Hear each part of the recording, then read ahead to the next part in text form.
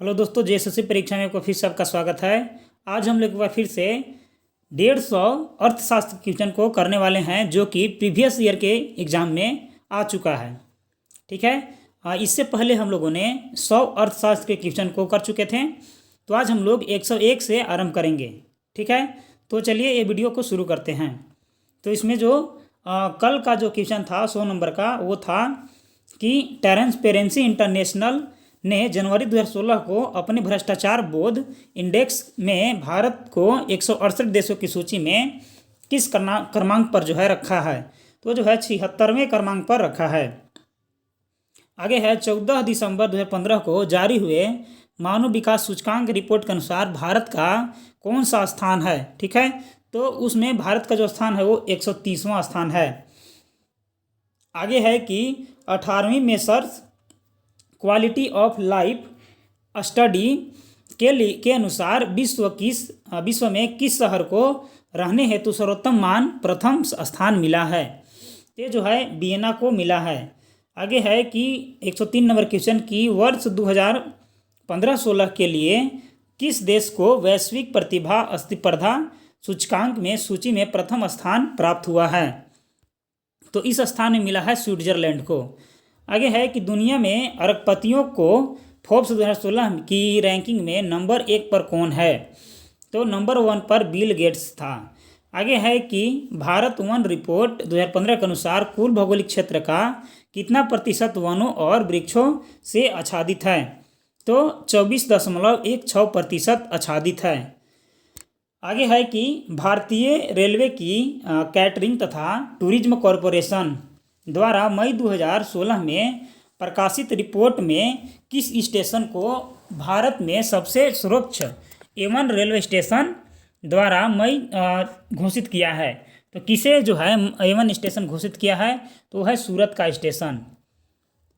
आगे है यहाँ से नेक्स्ट क्वेश्चन कि 2015 ग्लोबल पीस इंडेक्स के अनुसार सबसे शांतिपूर्ण देश कौन सा है। तो है आइसलैंड। आगे है कि न्यूनतम राष्ट्रीय परिवार स्वास्थ्य सर्वेक्षण के प्रथम चरण जिसे NFHS-4 जो है वो घोषित किया है। तो चलिए देख लेते हैं। इसका जो आंसर हो जाएगा वो हो जाएगा ऑप्शन नंबर बी। आगे है फोर्ब्स 2016 की सूची के अनुसार विश्व का सर्वाधिक अमीर आदमी कौन है। तो है बिल गेट्स। आगे है स्वच्छ भारत सर्वेक्षण 2015 के अनुसार भारत का सबसे साफ शहर कौन सा है। तो 2015 का अनुसार जो भारत का सबसे साफ शहर है वो है मैसूर। आगे है कि सार्वजनिक या निजी क्षेत्र का वर्गीकरण इस आधार पर किया जाता है। तो जो है स्वामित्व के आधार पर किया जाता है। आगे है कि व्यक्ति परक धारणा द्वारा परिभाषित एक क्षेत्र जो मुख्य स्थान की विशेषता से संबंधित भावना और छवियों को प्रतिबिंब करता है, उसे क्या कहा जाता है। तो उसे जो है दोस्तों ऑप्शन नंबर जो बी है वो सही है, यानी कि अवधारणात्मक क्षेत्र कहा जाता है। वह सहकारी समिति में पालन किए जाने वाला सिद्धांत कौन सा है। तो एक आदमी एक वोट दे सकता है, ये उसका सिद्धांत है। आगे है कि गुड़गांव में सभी महिलाओं को सर्वप्रथम दोपहिया सार्वजनिक परिवहन सेवा शुरू करने उसे खाली स्थान कहा गया था। तो उसे जो है बिस्की पिंक कहा जाता था। आगे यहाँ से कि जोकिन अल चापो गुजमैन कौन है। तो ये जो है ऑप्शन नंबर डी, यानी कि मैक्सिकन ड्रग लॉर्ड है। आगे है भारत के किस शहर में वर्ष 2015-16 में गन्ने का सबसे अधिक उत्पादन हुआ। तो उत्तर प्रदेश में हुआ था। 2 अक्टूबर 2015 को बनी गूगल की मूल कंपनी का नाम क्या था। तो गूगल की मूल कंपनी का जो नाम था वो था अल्फ़ाबेट। आगे है कि स्वदेशी क्या है। तो स्वदेशी जो है भारत में निर्मित वह सामग्री जो भारत से उत्पादित हुई है उसे स्वदेशी कहा जाता है। निम्न में से कौन सा नाम आर्थिक सिद्धांत से संबंधित है। तो कौन सा नाम है जो आर्थिक सिद्धांत से संबंधित है। तो ऑप्शन नंबर डी हो जाएगा, यानी कि निल्स हेनरिस डेविड बोर। आगे है यहाँ से इनमें से कौन सी कंपनी द क्लाइमेट ग्रुप के नेतृत्व में शुरू किए गए EP 100 अधिनियम में शामिल होने वाली भारत की जो कंपनी है वो पहली बन गई है। तो उस कंपनी का नाम हो जाएगा महिंद्रा एंड महिंद्रा। ठीक है, यहाँ पर चलिए आगे है कि निम्नलिखित में से खाद्य श्रृंखला का दूसरा पौष्टिक स्तर क्या है। तो जो है चूहा है। आगे है कि इनमें से किस ऑनलाइन पोर्टल सिस्टम सुविधा का सेवारत तथा भूतपूर्व रेलवे कर्मचारी की नौकरी संबंधित शिकायतों के निवारण करने हेतु 2016 में औपचारिक शुरुआत की गई। तो इसका ऑप्शन जो हो जाएगा वो हो जाएगा निवारण पोर्टल, ऑप्शन नंबर सी। एक खाद्य श्रृंखला में इनमें से किसकी आबादी सबसे अधिक है? तो उत्पादक की जो आबादी है वो सबसे अधिक है। आगे है कि डॉक्टर ध्रुव ज्योति घोष किस क्षेत्र से समृद्ध हैं? तो ये जो है दोस्तों ऑप्शन नंबर सी यानी कि पारिस्थितिकी से संबंध रखते हैं। आगे है पारिस्थितिकी तंत्र की संकल्पना को किसने परिभाषित किया है? तो आर्थर टॉन्सले ने उसे परिभाषित किया है। आगे है कि इकोटोन का अर्थ क्या है? तो इकोटोन का अर्थ है, इकोटोन वो है जहाँ दो बायोमास मिलते हैं। आगे है कि पशुओं की प्रजातियां ज़्यादातर खाली स्थान के कारण लुप्त हो रही है। तो यहाँ हो जाएगा आवास विखंडन के कारण लुप्त हो रही है। आगे है एक्वारियम एक ऐसा पात्र है जिसमें जीवित मछलियों और जलीय पौधों को रखा जाता है। निम्न में से क्या एक्वेरियम के विषय में सही है? तो यह है ऑप्शन नंबर ए, यह मनुष्य द्वारा निर्मित पारिस्थितिकी तंत्र है। आगे है खाद्य श्रृंखला में प्राथमिक उपभोक्ता और माध्यमिक उपभोक्ता के बीच अंतर क्या है? तो इसका जो अंतर है वो है प्राथमिक उपभोक्ता पौधे खाते हैं और अन्य उपभोक्ता माध्यमिक उपभोक्ता पौधों और विघटित पदार्थ खाते हैं। जीवों और पर्यावरण के बीच की अनुक्रिया के वैज्ञानिक विश्लेषण और अध्ययन को क्या कहा जाता है? तो उसे पारिस्थितिकी कहा जाता है। आगे है कि वनस्पतियों और जीवों का उल्लेख है। तो वनस्पतियों और जीवों का उल्लेख है कि पौधे और जानवरों। आगे है निम्न में से कौन सा सर्वाहारी नहीं है? तो है सांप। आगे है बायोलॉजिकल हॉट स्पॉट की मुख्यतः विशेषता को बताना है कि कौन सही हो जाएगा? तो हो जाएगा कुछ प्रजातियां की फिलहाल विलुप्तता की स्थिति। आगे है बायोडाइवर्सिटी किसे संदर्भित करती है? तो पृथ्वी पर जीवन की विविधता को संदर्भित करती है। आगे है कि रेड डाटा बुक जिसे लाल सूची भी कहते हैं वो क्या है? तो जो है दोस्तों ऑप्शन नंबर डी यानी कि जो संकटग्रस्त पशु हैं या पेड़ों हैं इत्यादि की विस्तृत दस्तावेज है। चलिए आगे है कि इनमें से कौन सा स्तनधारी जीव मानव जनित मौसमी परिवर्तन के कारण विलुप्त हो रहा है? तो यहाँ से जो ऑप्शन नंबर हो जाएगा वो हो जाएगा सी यानी कि ब्रैम्बल केई मोलोमिस। आगे है कि विश्व में मैनग्रोव वनों का सबसे बड़ा क्षेत्र कौन सा है? तो जो विश्व में मैनग्रोव वनों का जो सबसे बड़ा क्षेत्र हो जाएगा वो हो जाएगा ऑप्शन नंबर डी यानी कि यहाँ से हो जाएगा सुंदरवन। ठीक है, सुंदरवन इसका राइट ऑप्शन हो जाएगा। आगे है यहाँ से कि निम्नलिखित में से कौन सा जो है गलत है? तो चलिए हम लोग प्रश्न को देख लेते हैं। तो यहाँ से जो है मैनग्रोव आम प्रदान करते हैं, ये क्या है? गलत है। ठीक है, आगे है कि सुंदरवन विश्व के टाइडल हेलोफाइटिक खाली स्थान जंगल का सबसे बड़ा एक एकल ब्लॉक है। तो जो है मैनग्रोव का एक एकल ब्लॉक है। आगे है भारत में निम्नलिखित में से कौन से राज्य में सर्वाधिक क्षेत्र में मैंग्रोव के पाया जाता है? तो जो हो जाएगा पश्चिम बंगाल में सबसे ज़्यादा मैंग्रोव पाया जाता है। आगे है कि मॉन्ट्रियल सम्मेलन 1987 में कौन सा बड़ा फैसला लिया गया था? तो है विकसित देशों में 2000 तक पूरी तरह से CFC उत्पादन पर प्रतिबंध लगाएंगे, ये निर्णय लिया गया था। आगे है यहाँ से कि रियो पृथ्वी शिखर सम्मेलन किस वर्ष आयोजित किया गया था? तो रियो पृथ्वी जो शिखर सम्मेलन था 1992 में किया गया था।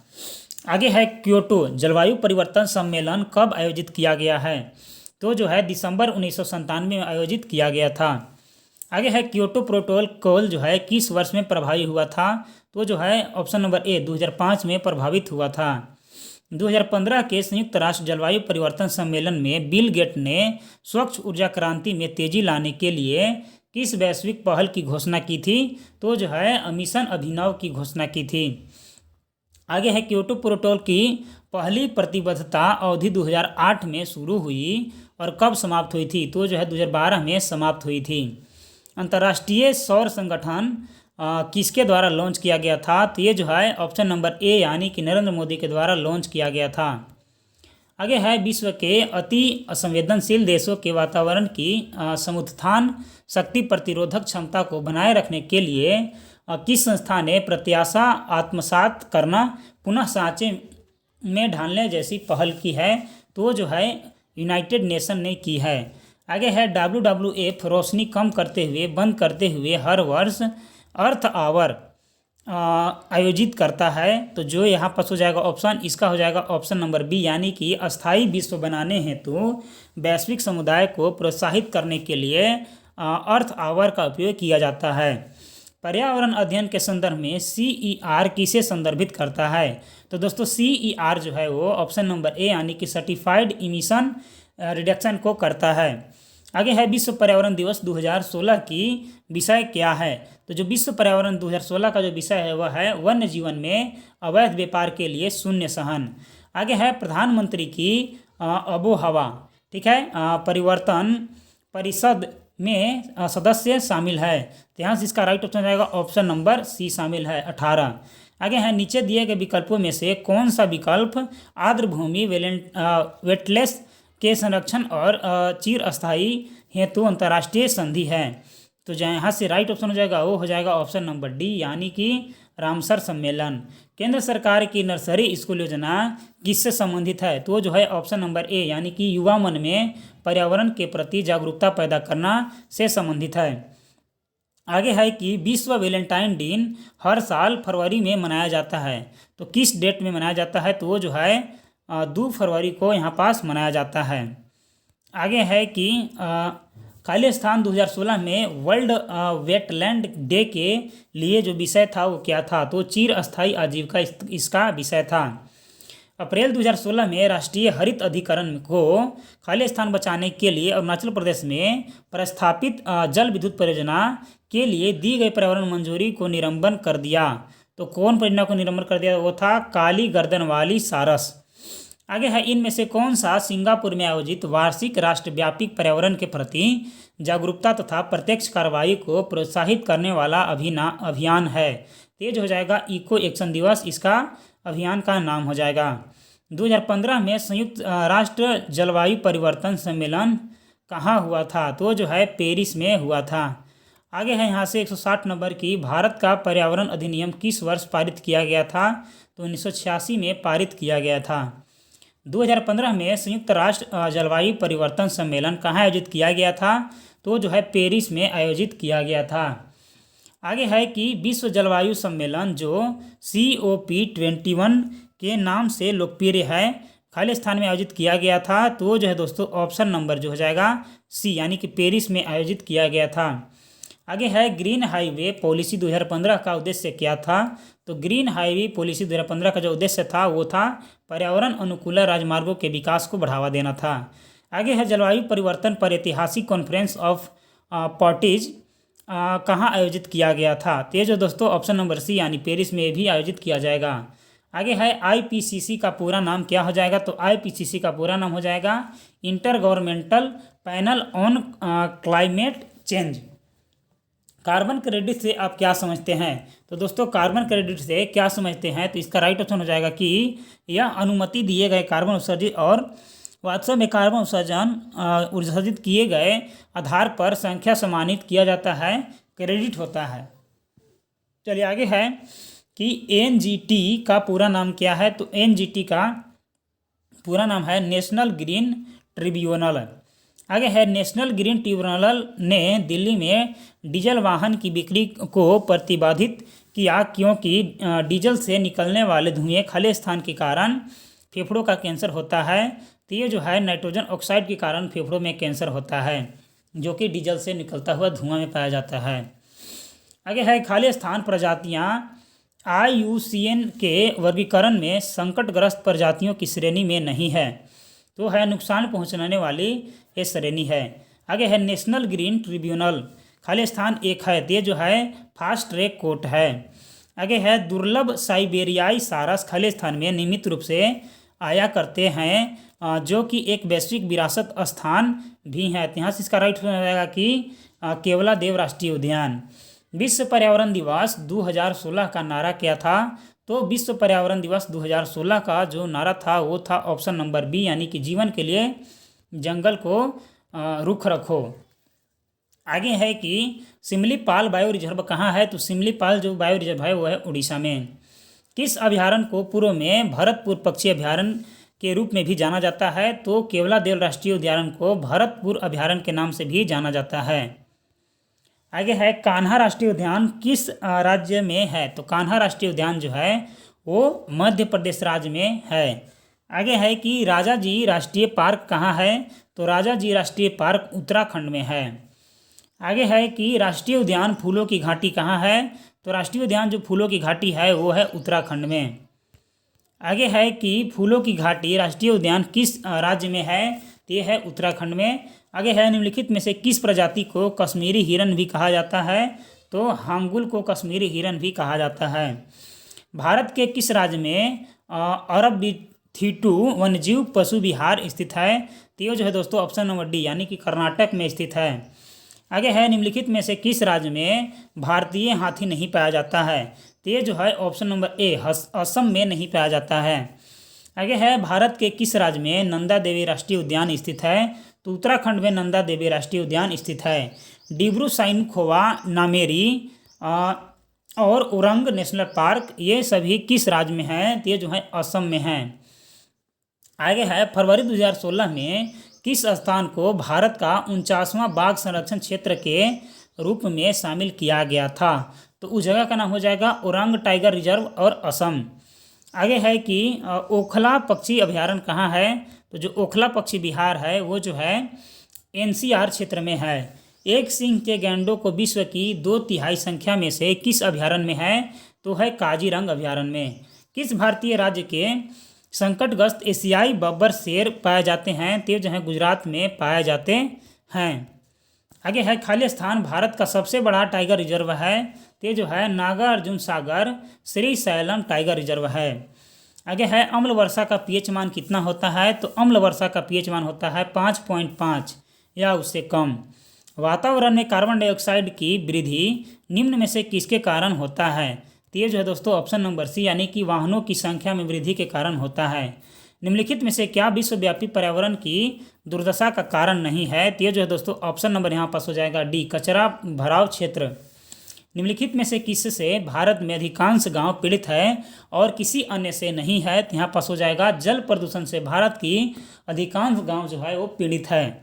एक जलीय जीव की सेहत ज्ञात करने के लिए किस चीज़ का गणना करना चाहिए?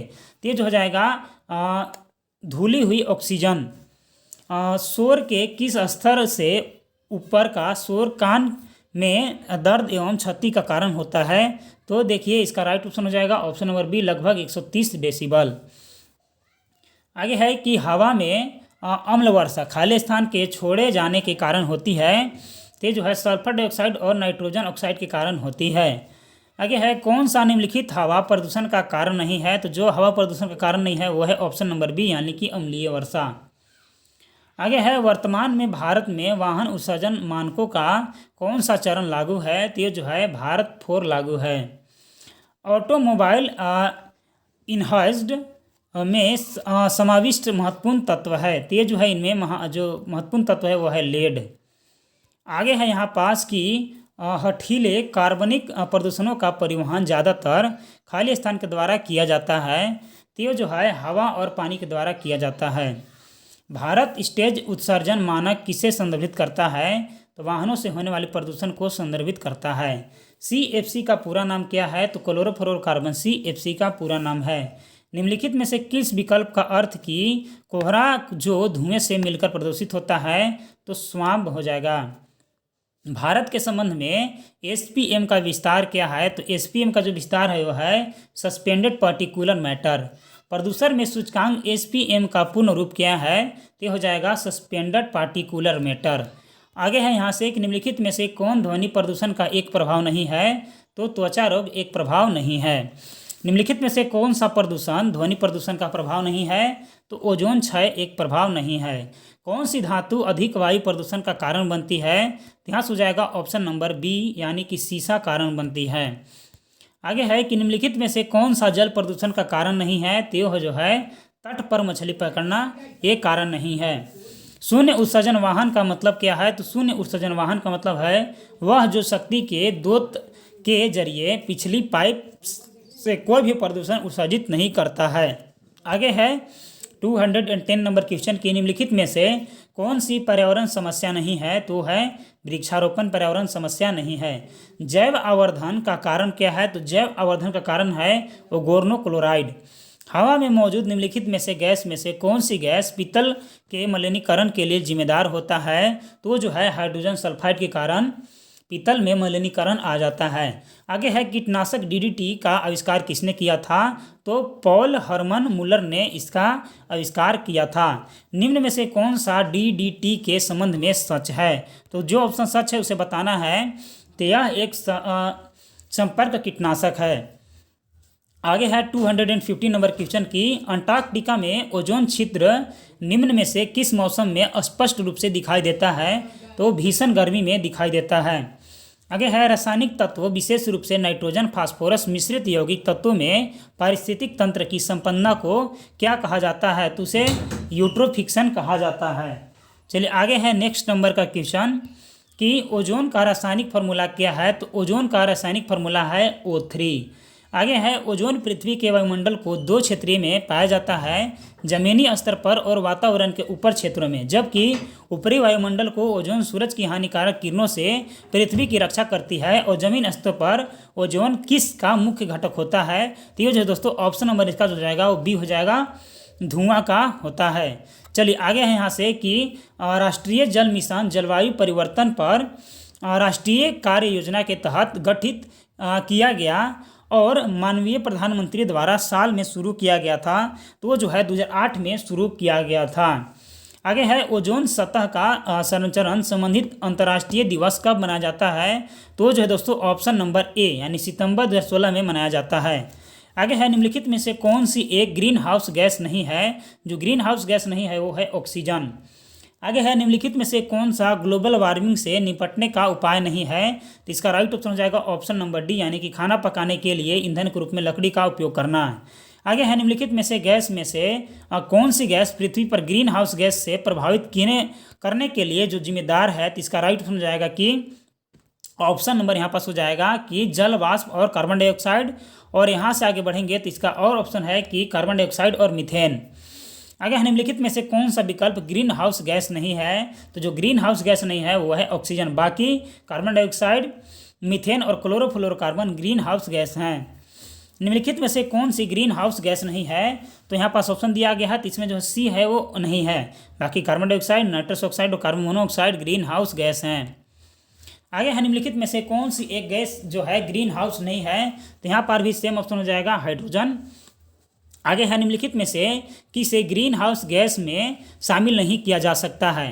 तो फास्फाइन को शामिल नहीं किया जा सकता है। शब्द का संबंध इंसाइंस अमाउंट यूनिट से जो है वो किस से निर्धारित किया जाता है? तो जो दोस्तों ऑप्शन नंबर बी यानी कि ग्रीन हाउस गैस से जो उत्सर्जन करते हैं उससे निर्धारित किया जाता है। आगे है कि एक ग्रीन हाउस गैस कोई भी ऐसा गैसीय मिश्रण होता है जो खाली स्थान के लिए सक्षम होता है। तो जो है न दृश्य और न ही और रक्त विकिरण में सक्षम होता है। आगे है कि वह ग्रीन हाउस कौन सी है जिसे हंसाने वाली गैस भी कहा जाता है? तो उस ग्रीन हाउस गैस का नाम है नाइट्रस ऑक्साइड N2O। इसे लाफिंग गैस के नाम से भी जाना जाता है। आगे है जून 2015 में भारत की ग्रीन हाउस गैस उत्सर्जन में योगदान के संदर्भ में भारत की वैश्विक रैंक क्या है? तो भारत की वैश्विक रैंक है 4th। आगे है कथनों का अनुकरण करते हुए उनके कुछ निष्कर्षण नीचे दिए गए हैं, तो उनमें से कथन के बारे में बताना है। तो कथन बोल रहा है कि ग्लोबल वार्मिंग के परिणाम स्वरूप तापमान में वृद्धि हो रही है। और दूसरा कथन है कि पिघलते ग्लेशियर जल स्तर की वृद्धि का कारण बनेंगे जो कि तटीय क्षेत्रों को प्रभावित करेंगे। इसका निष्कर्ष भी दिया गया है। तो इसका निष्कर्ष है कि ग्लोबल वार्मिंग का एकमात्र प्रभाव ग्लेशियरों का पिघलना है। और दूसरा इसका निष्कर्ष है कि ग्लोबल वार्मिंग तटीय क्षेत्रों में रहने वाले लोगों को प्रभावित करेगा। इसका निर्णय करना है कि कौन सा जो निष्कर्ष है और कथन है वो तार्किक रूप से जो है सही है। तो यहाँ पास जो है ऑप्शन नंबर बी यानी कि केवल निष्कर्ष सेकेंड और अनुसरण 1 जो है वो राइट ऑप्शन है। आगे है लुप्तप्राय दुर्लभ प्रजातियों की सुरक्षा एवं संरक्षण के लिए उनके प्राकृतिक निवास से दूसरे व्यवस्था क्षेत्रों में ले जाने को क्या कहा जाता है? तो इसे जो है ऑप्शन नंबर ए यानी कि X2 संरक्षण कहा जाता है। आगे है कि निम्नलिखित में से जो कथन सही है उसको चूज करना है। तो यहाँ पास option B is the correct answer हो जाएगा कि ग्लोबल वार्मिंग से पूरे वर्ष के दौरान ग्लेशियर में बनने वाली बर्फ कम हो जाएगी। आगे है भारतीय बाघों की घटती आबादी के संरक्षण के लिए शुरू की गई भारत की सर्वाधिक प्रसिद्ध वन्य जीव संरक्षण परियोजना प्रोजेक्ट टाइगर कौन से साल शुरू किया गया था। तो जो प्रोजेक्ट टाइगर है दोस्तों वो जो है 1973 में शामिल किया गया था। तो इसका राइट ऑप्शन हो जाएगा ऑप्शन नंबर बी।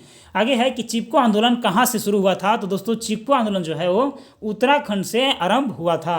आगे है India state of forest report 2015 के अनुसार अपने क्षेत्रफल की दृष्टि से खाली स्थान में सबसे जो है वो बड़ा वन क्षेत्र है, तो हो जाएगा मध्य प्रदेश का वन क्षेत्र। आगे है यहाँ से नेक्स्ट नंबर क्वेश्चन की जैव मंडल आरक्षित क्षेत्र का सबसे सही विवरण है। तो जैव मंडल आरक्षित क्षेत्र का सबसे सही विवरण है कि सतत विकास के लिए अध्ययन स्थल सबसे सही विवरण है। आगे है कि निम्नलिखित में से किस विकल्प का अर्थ प्राकृतिक या कृत्रिम रूप से जंगलों की पुनः स्थापना है। तो यहाँ से इसका राइट ऑप्शन हो जाएगा option number C is the correct answer, यानी कि रिफॉर्मेशन जो है इसका सही आंसर हो जाएगा। 240 नंबर क्वेश्चन है कि 2014 के बाघों की गणना के अनुसार भारत में बाघों की जो आबादी का अनुपात था वो लगभग कितना था, तो वो था 2226। आगे है मसाई मारा नेशनल रिजर्व कहाँ है। तो जो मसाई मारा नेशनल रिजर्व है वो केन्या कंट्री में है। आगे है कि काडाबर शब्द संबंध करता है। तो जो काडाबर शब्द है वो संबंध किससे करता है, तो ऑप्शन नंबर बी से ये संदर्भ करता है। आगे है कि मरीन गोंडवाना जीवाश्म पार्क अवस्थित है, ये छत्तीसगढ़ में अवस्थित है। आगे है निम्नलिखित में से कौन सा लुप्त प्राय जानवर विश्व यहाँ से लुप्त प्राणी जानवर जो विश्व का उत्तम एवं सबसे महंगा ऊन है देता है, तो वो जो है चीरू जो है सबसे उत्तम और महंगा ऊन देता है। वायुमंडल में कार्बन डाइऑक्साइड के संचरणीय को कम करने के लिए एक उपाय वन रोपण है, क्योंकि ये पेड़ों से कार्बनिक सिंक बनती है। शहरीकरण और भारत में अस्थायी विकास के कई पर्यावरण संबंधी समस्याओं का उत्पन्न हुआ है, जो निम्नलिखित में से कौन सा विकल्प उसमें शामिल नहीं है। तो यहाँ से अनियमित मानसून जो है उसका विकल्प शामिल नहीं रहेगा। आगे है कि पृथ्वी की सतह का 70% से अधिक भाग पानी के साथ घिरा हुआ है। पृथ्वी पर पानी का कुल कितना प्रतिशत भाग ताज़ा पानी और प्रत्यक्ष मानव उपयोग के लिए सुलभ माना जाता है, तो 1% से भी कम है उस पानी का परसेंटेज में। आगे है कि भारत का वन्य जीव संस्थान जो है कहाँ स्थित है, तो देहरादून में है। आगे है निम्नलिखित में से गैस का रिसाव करने के कारण भोपाल गैस त्रैडी हुआ था। तो इस गैस का नाम हो जाएगा मिथाइल आइसोसाइनेट। ठीक है, मिथाइल आइसोसाइनेट इस गैस का नाम हो जाएगा। आगे है कि नीचे अभिकथन ए और कारण आर दिया गया है। अभिकथन ए है कि कार्बन डाइऑक्साइड वृद्धि से ध्रुवीय बर्फ पिघल जाएगा। इसका कारण बताया गया है कि वैश्विक तापमान में वृद्धि होती है। तो यहाँ से बताना है कि कौन सही है कौन गलत है। तो देखिए ए और आर दोनों सही है, लेकिन आर ए का उचित व्याख्या नहीं करता है। राष्ट्रीय वायु गुणवत्ता सूचकांक को खाली स्थान प्रदूषण की सघनता के आधार पर निर्धारित किया जाता है। तो ये जो दोस्तों ऑप्शन नंबर डी यानी कि 8 से किया जाता है। आर्द्र अपशिष्ट को खाद में बदलने की प्रक्रिया को क्या कहा जाता है, तो उसे कंपोस्टिंग कहा जाता है। निम्नलिखित कीटनाशकों में से किसका हानिकारक प्रभाव केरल के स्वास्थ्य मुद्दों के प्रचार करने का समय मीडिया पर नजर आया। तो इसका राइट ऑप्शन आएगा ऑप्शन नंबर ए यानी कि एंडोसल्फान पर नजर आया। आगे है कि AQI से क्या अभिप्राय है, तो AQI से अभिप्राय है option number B air quality index. आगे है अमेरिकी ग्रीन बिल्डिंग काउंसिलिंग द्वारा विकसित लोकप्रिय वातावरण सुरक्षा हमारा प्रमाणीकरण कार्यक्रम को क्या कहा जाता है, तो इसे जो है ऑप्शन नंबर यहाँ पास बी यानी कि ऊर्जा और पर्यावरण डिजाइन में नेतृत्व इसका कहा जाता है। आगे है कि कौन सा दुनिया का सबसे बड़ा समुद्री संरक्षण क्षेत्र था जिसे अक्टूबर 2016 में बनाया गया था, तो अंटार्कटिका को बनाया गया था। राजस्थान के रणथंभौर नेशनल पार्क की प्रसिद्ध बाघ हिरण जिसका देहांत अगस्त 2016 में हुआ किस नाम से जानी जाती थी, तो उसका जो नाम था उसका नाम था मछली। आगे है यहाँ से कि निम्नलिखित में से कौन सा भारत के बाघों की आबादी के लिए खतरा नहीं है, तो इसका राइट ऑप्शन आएगा ऑप्शन नंबर बी यानी कि वन्य जीव गलियारा का संयोजन। आगे है UNFCCC का पूरा अर्थ क्या है, तो जो इसका पूरा अर्थ है वो हो जाएगा ऑप्शन नंबर बी। आगे है कि UNCCF का पूरा नाम क्या हो जाएगा, तो इसका पूरा नाम हो जाएगा United Nations framework connection on climate change. आगे है कि निम्नलिखित में से कौन सा विकल्प नवीकरणीय ऊर्जा का दूत है, तो इसका राइट ऑप्शन हो जाएगा ऑप्शन नंबर डी। और इस सेट का आखिरी प्रश्न है कि UNFCCC का मुख्यालय कहाँ है, तो इसका जो मुख्यालय वो है बॉन में। ठीक है, आज का वीडियो इतना ही दोस्तों, मिलेंगे अगले वीडियो में, तब तक के लिए धन्यवाद।